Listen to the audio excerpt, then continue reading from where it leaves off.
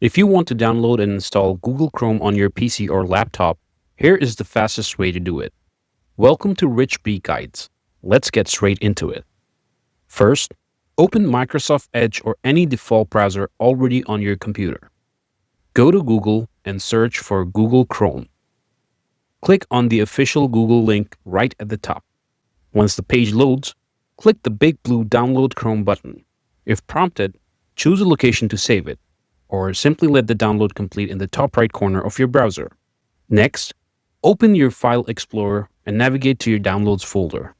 Find the Chrome setup file and double-click it. A Windows security prompt will pop up. Simply click Yes to allow the installation to begin. The installer will automatically download the necessary files and set up the browser. Once it's finished, Google Chrome will launch automatically. To sync your bookmarks, history, and passwords across all your devices, just click the profile icon in the top right corner and sign into your Google account. If this quick fix saved you some time, smash that like button and subscribe to Rich B Guides so you always have a tech toolkit right in your feed. See you in the next one.